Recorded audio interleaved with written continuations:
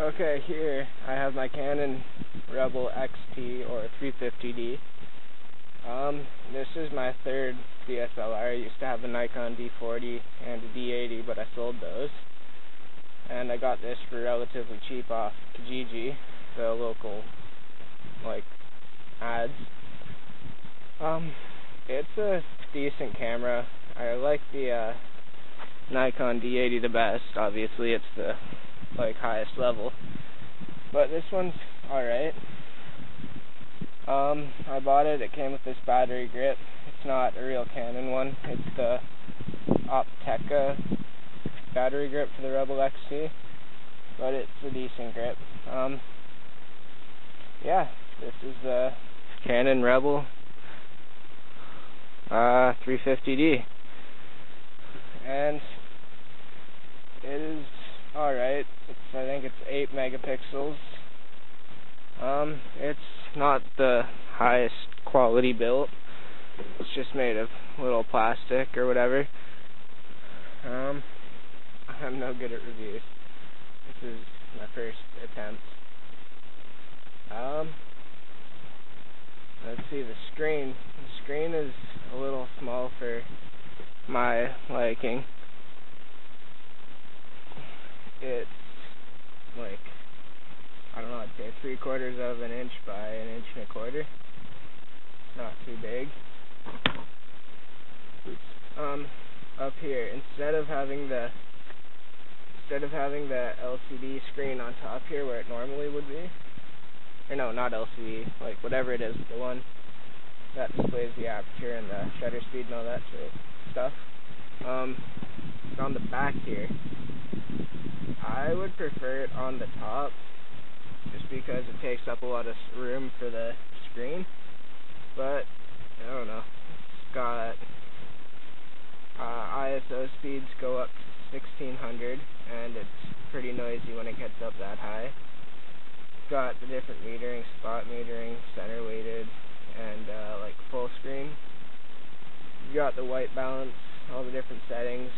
You got the custom setting. You can choose the different things like multiple or single or timed remote and all that kind of stuff. You got all the dials on top here. You got a depth. That's it chooses the depth of field that you need for the subject. I've never used that. You have manual. That's my favorite. It's the only one I ever have the camera on. You have AV. That would be don't know what AV stands for, but that chooses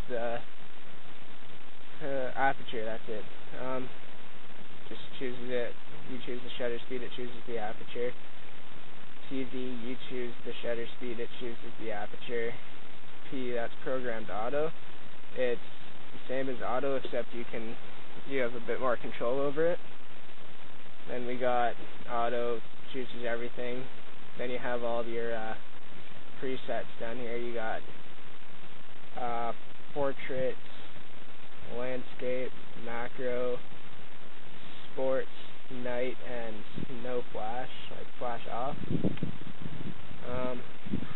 Got your scrolly thing right here. Got all your buttons on the side here. You've got the delete button, the playback button, the jump button, info, and menu. Over here you have the AV. You hold that and scroll the wheel up here, and that changes your aperture. This chooses between single shot, multiple shot, remote, and timed remote, timer, and all that stuff. This button down here, you can't really see it because it's bright out, but you push it, little light comes on the screen there so you can see it. You have your ISO button on top, autofocus selector, white balance, metering, and then bench button in the middle. Up here you have this one. You can see there's zoom out if you're in playback, or flash preview thing, I guess you would call it. Over here you have in playback it would be zoom in, or when you're taking a picture it would be the autofocus area selector. Up here, obviously, your shutter release. over here, take the lens off. This pops the flash up. This one down here, it's the depth of field preview button. Press that, and it, depending on the aperture, it'll stop it down to the aperture and show you what it's at.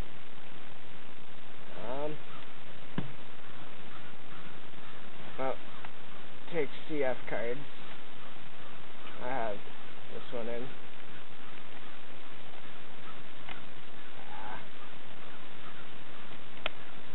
That's pretty much the camera.